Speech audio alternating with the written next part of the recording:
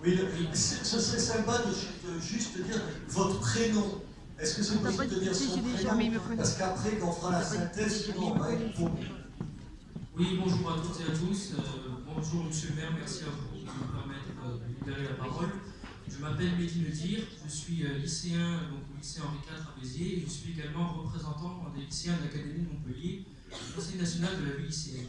Donc j'aimerais intervenir sur le point donc, de la classe politique pour faire tout simplement un constat qui était déjà posé avant la crise des Gilets jaunes, celui de la crise de nos institutions et donc de la crise de la représentation du peuple à laquelle on pourrait remédier tout simplement en mettant en place le vote à la proportionnelle. Quand on voit l'image de l'Assemblée, qu'est-ce que c'est? Une majorité de fonctionnaires et de médecins, ce qui ne correspond pas forcément à l'image du peuple dans son ensemble. Également, donc, on parlait de des peines des candidats qui auraient un casier judiciaire. Moi, je pense qu'il serait bien tout simplement interdire à vie à tous les hommes politiques qui ont un casier et même qui sont inéligibles, plus de faire de peine d'inéligibilité d'1 an ou 2 ans. Un élu du peuple est censé être irréprochable. Et lorsqu'il a tout simplement une condamnation, il ne peut plus représenter le peuple. Également, tenir compte du vote blanc, et lorsqu'il arrive donc à majorité dans une élection, tout simplement l'annuler, car la souveraineté du peuple s'est exprimée. Également, donc aussi rendre obligatoire la sécurité dans l'hémicycle, car c'est quelque chose de très important. On a surtout au Sénat.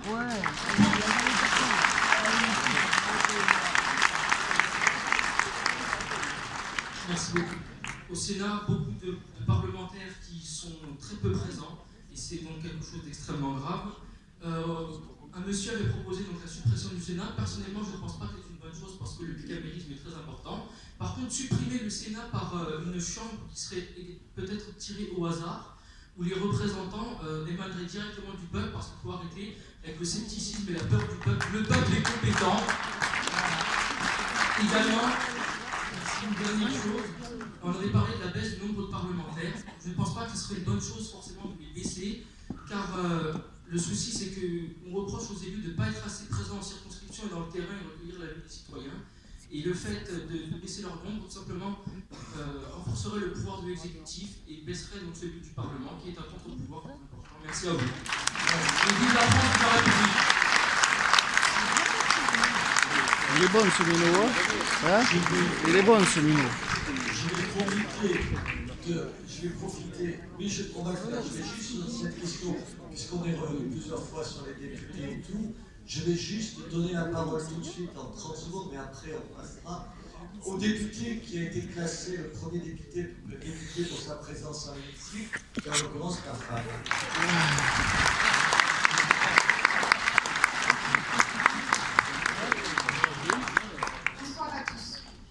Effectivement, il y a beaucoup de questions qui ont été posées par rapport au travail parlementaire et je profite moi aussi de l'occasion qui m'est donnée de prendre la parole pour vous dire à tous ce que j'en pense de par évidemment mon expérience personnelle et évidemment je répondrai aussi sur les questions des émoluments qui sont donnés aux députés.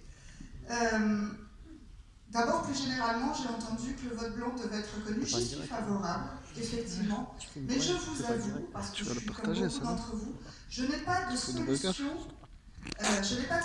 directe pour savoir, une fois effectivement que le vote blanc est reconnu, si lors d'une élection il y a plus de 50% de vote blanc, qu'est-ce qu'on fait?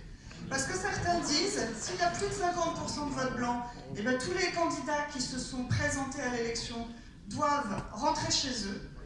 Ben, malheureusement, on va faire l'impasse sur quelques candidats qui ont été de valeur, même si effectivement ils n'ont pas eu la majorité. Donc je n'ai pas de solution. Ou alors est-ce qu'on recommence tout simplement une élection, peut-être avec les mêmes, avec d'autres, je ne sais pas. Je n'ai pas de solution sur cette question, mais je pense effectivement que le vote blanc doit être reconnu parce que sinon après on n'a pas à s'étonner effectivement quand on parle toujours du parti majoritaire en France qui est celui des abstentionnistes. Si au moins il y avait le vote blanc, bah, écoutez, on pourrait au moins mesurer le désintérêt ou non des Français pour la politique. Ça c'est la première chose. Je reviens sur le casier judiciaire vierge. Alors je vais vous dire ce que j'en pense, pardon, je ne vais pas vous faire plaisir, mais je trouve ça très démagogique comme proposition. Là, je ne vous brosse pas dans le sens du poil, je vous dis exactement ce que je pense. Pourquoi? Je ne vais vous donner pas mon expérience, mais je vais vous donner l'expérience du maire de Béziers. Le maire de Béziers aurait pu, heureusement ça n'a pas été le cas, mais aurait pu être condamné pour des propos qu'il a tenus sur des statistiques ethniques dans les classes de Béziers. S'il avait été condamné pour ça, il était inéligible avec votre système. Ça veut dire que la condamnation judiciaire peut être une terrible arme politique. Alors moi, je suis contre ça parce que je n'ai pas envie que ça devienne un élément de censure. En revanche, tout à fait d'accord avec votre proposition, si un élu est pris la main dans le pot de confiture, là, oui, absolument d'accord avec vous. Mais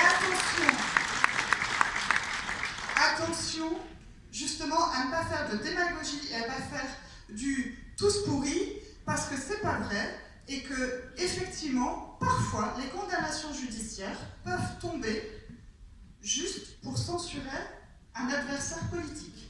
Et ça, je mets en l'air.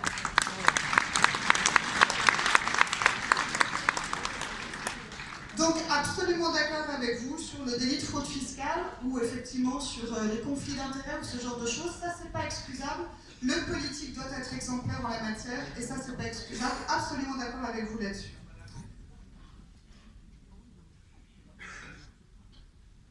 Sur le salaire des députés. Alors là, je suis bien placée pour en parler. Un député touche par mois, non pas, je ne sais plus qui a dit 11 000, c'est vous monsieur, 11 000 ou... Ah, les sénateurs. Alors, les sénateurs, pardon, je ne suis pas sénateur, donc je ne connais pas le chiffre des sénateurs. Je vous parle des députés. On touche un député de base. Parce qu'il y en a qui sont députés plus importants que d'autres. Hein. Ah bon? Mais un député de base, comme moi, touche 5 900 € bruts par mois. C'est beaucoup. 10 000 € quand même. C'est beaucoup. Pas mal. Ça, ce sont nos indemnités. Là, je ne fais pas pleurer Margot, justement, je dis, on est très bien payé. Trop même. Et je ne vais pas dire le contraire. À cela s'ajoutent deux autres enveloppes. Non, je vous dis tout. Deux autres enveloppes. Une enveloppe qui sert exclusivement et uniquement à payer nos attachés parlementaires. Moi, j'ai 3 attachés parlementaires, 4 en ce moment parce qu'il y en a une qui est partie en congé maternité. 3 attachés parlementaires, je peux vous garantir que vu le travail que je leur demande, ils ne sont pas excellemment bien payés. J'aimerais pouvoir les payer plus. Combien? Ça, c'est l'enveloppe qui ne va pas dans ma poche. Hein. C'est fini, ça. C'est vrai, ça a été le cas à un moment donné. Il y a des députés qui ne payaient pas leurs attachés parlementaires parce qu'ils foutaient rien et donc ils n'avaient pas d'attachés parlementaires et ils récupéraient l'enveloppe dans leur poche. C'est vrai, c'est fini, on n'a plus le droit. Donc on ne peut plus le faire. Oui, bien sûr, tant mieux.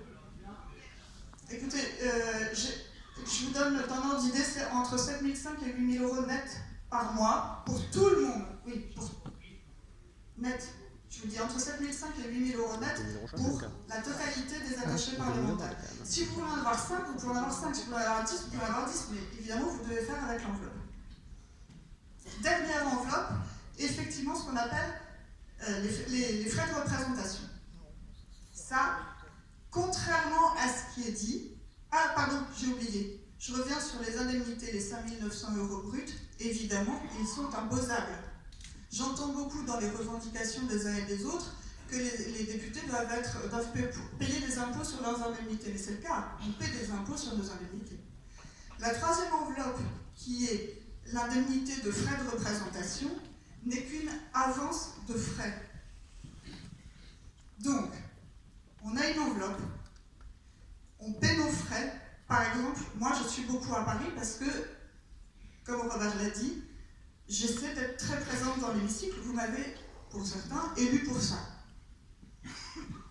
Donc j'estime que mon rôle et ma présence et mon obligation et mon devoir moral, c'est d'être présente dans l'hémicycle et d'être présente pour voter les textes qu'on nous propose. Quand je suis à Paris, soit je paye mon hôtel, soit je me loue un petit appartement pour pouvoir rentrer chez moi le soir. De toute façon, l'appartement coûte moins cher que l'hôtel. Je prends ces frais-là sur mon enveloppe. Quand je dois prendre un taxi, je prends mes frais-là sur mon enveloppe. La semaine prochaine, je fais venir mes attachés parlementaires qui travaillent avec moi à Paris. Je les fais venir à Béziers pour qu'elles viennent aussi un petit peu en circonscription se rendre compte de ce que c'est que la réalité de terrain. Je paye leur billet de train sur cette enveloppe. Voilà, c'est des choses comme ça. Mais à la fin du mois, c'est pas vrai, c'est à la fin de l'année. Tout ce que je n'ai pas payé, tout ce que je n'ai pas touché, je le rembourse. Je ne le garde pas pour moi. Donc c'est une avance de frais. Et évidemment, là-dessus, on n'est pas imposable. Parce que c'est une avance de frais. C'est une obligation, effectivement, de rendre l'argent. De toute façon, contrairement à ce qui a été dit encore pour les sénateurs, je ne sais pas, chez les députés, nous sommes contrôlés. À la fin du mois de janvier, donc il y a quelques jours, j'ai envoyé mes relevés de compte de toute l'année dernière de cette enveloppe, des frais de mission. J'ai envoyé au déontologue de l'Assemblée, j'ai envoyé les 12 mois de relevés de compte, et nous serons tous, à un moment donné du mandat, contrôlés. Chaque député sera contrôlé au moins sur une année, et parfois sur plus.